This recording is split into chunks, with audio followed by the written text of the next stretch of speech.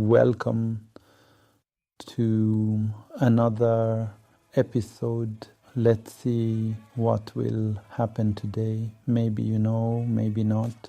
Part of my way of recording the episodes is to let things, could be that they just interest me to explore.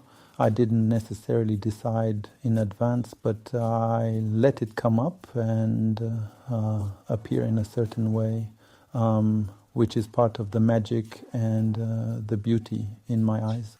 I had a few thoughts regarding today, but there is one thought that hasn't really left me.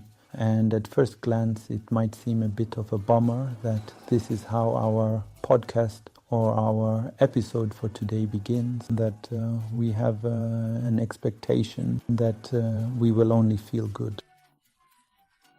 Or you could call it desire, all the time to feel good emotions. But try to look at our initial desire to feel emotions, good emotions. Meaning at every single moment we have this longing to feel good emotions. That is to say, from moment to moment we are led by the aspiration or the longing to feel good emotions or pleasant sensations or pleasant things. There isn't much difference between wanting something from moment to moment and saying, I expect that to happen.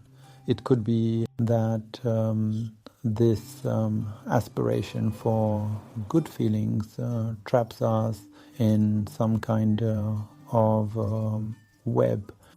It sort of traps us in an emotional snare. And I am noting that because most of us in our lives go around with an experience of betrayal.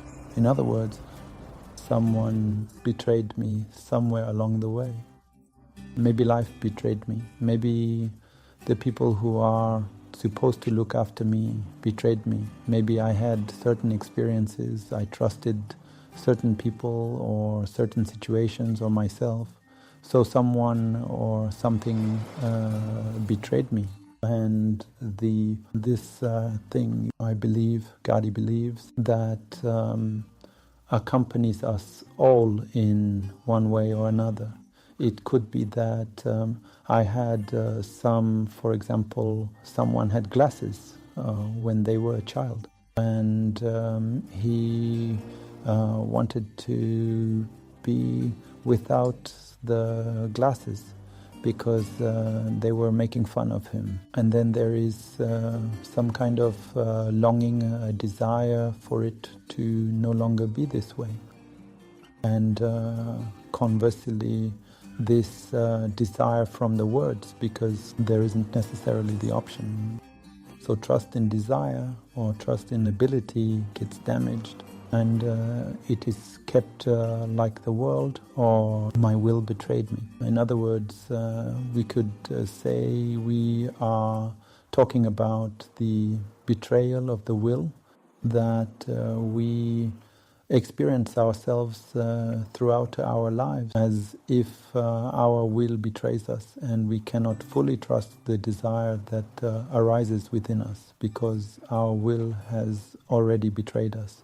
Don't just want things, don't get excited for nothing, don't ask for things in vain.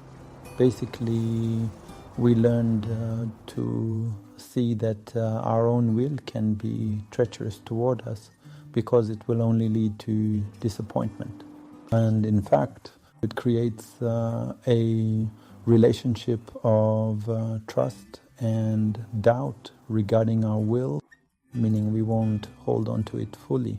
So most of us as people don't necessarily live according to our desires, because being with our desires also triggers an experience of betrayal. So it's like we have a relationship with our desire that is a hidden relationship where we don't necessarily allow ourselves to want. And part of the meaning, I think, of today's episode to make some kind of separation within ourselves about types of desires. And when there is a desire that comes from the heart and a desire that opens the breath, opens the heart, gives some kind of feeling of some kind of quiet, then there is a higher chance that this desire does not come from distress from the mind, meaning a desire that comes from our mind, from our thinking, is actually some kind of reaction to something I do not want. Meaning I don't want to feel this way, so now I will feel differently, and that is my desire. But it doesn't come from some internal place, because when we think about something we want, let's say I want more money, just as an example, and I grew up with a lack. But when I think about the money and my breath opens up, it means that this desire comes from a place that can be called my spirit. So when we think about a certain desire, and this desire makes us open our breath, it means that for a moment we connected to the spirit. In general, any ideas you think about, if for example the body contracts or opens, then if there is a feeling of fullness or the breath opens up or inspires you, it means it comes from a layer deeper than thought, and that is the layer of the spirit. You could say that the spirit is actually our energetic essence, specifically ours, and that means the desire is in alignment with the spirit. In other words, the spirit can be expressed or is expressed through this desire, and that means for me, I invite you to see that there is a higher chance that the desire arising in me is accessible.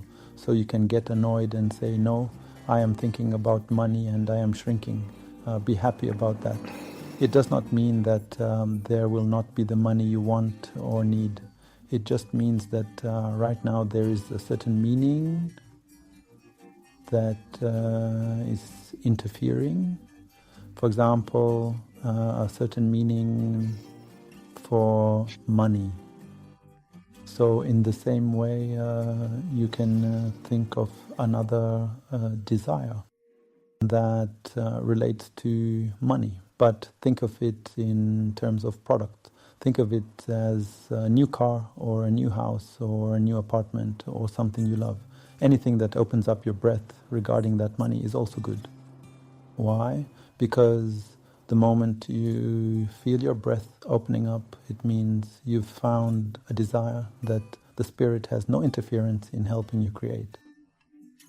So you have always had and will always have the spirit that helps to manifest what you want and need.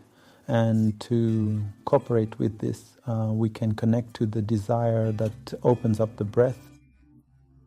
And that is how we neutralize the experience of betrayal or our disappointment from this process called wanting something. Because as it is said, if there are certain desires that have disappointed us so much, then without noticing, we will move away completely. We will not want to allow ourselves to be in a place of desire and the like. We will distance ourselves from it because we don't want to experience the feeling of failure or this betrayal that exists in desire. So my desire right now is mine, mine, mine, meaning it is a desire that I can trust. This is a desire that opens my breath.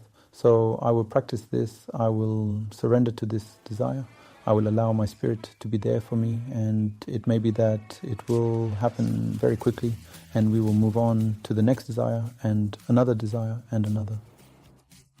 And this is one of our ways to neutralize the betrayal inherent in our relationship with our desire and the fulfillment of our desire.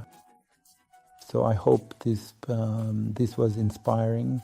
You are welcome to share, write, and comment on how it was for you. And if there are questions for future episodes, you are definitely invited to ask.